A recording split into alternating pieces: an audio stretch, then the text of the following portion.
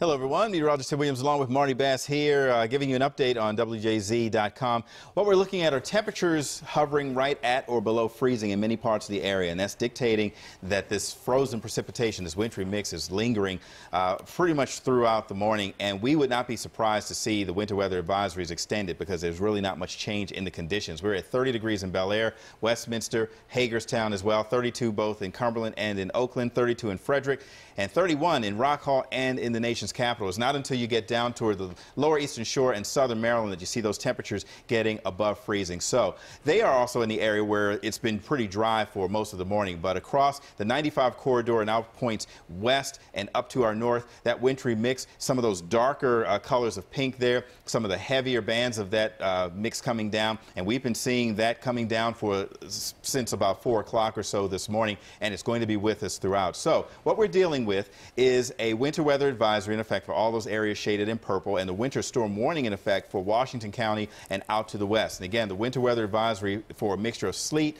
freezing rain, and potentially some icing conditions, especially as we get into the evening. So how will this play out? For a little bit more in the time frame, sending it over to Marty. Well, thank you very much, Tim, and welcome to our update just after 9:30 here at WJZ.com. What we want to do is take our radar into a mode where we can show you basically road temperatures. And Tim's going to be operating this for me. So wherever you see the cursor, let's go ahead, Tim, and start like about 83 north. We're in the upper 20s. Out the 70 quarter, let's go. Well, tell you what, once you get above the Mason-Dixon line, still 28. Looking at 29 up toward Taneytown. 29 as you move out between Mount Airy and Frederick. Let's go on. There you go, fine, to 95. 31 degrees, Severna Park, 33. You're 33 degrees, 32, 33 once you get toward Middle River and Essex. But look, that's going to be a little bit of a bay effect right there. You come inland, 31,000, 29 as you continue up through Hunt Valley, 30 as you move up the 95 quarter through Harford County. Fact of the matter is the roads have been wet since 4:30, 5 o'clock as we started this day. They're going to continue to stay wet. And even though we're watching temperatures slowly but surely rise to a high of 44 this afternoon, we still have to be just very certain that we don't forget bridges and overpasses and ramps.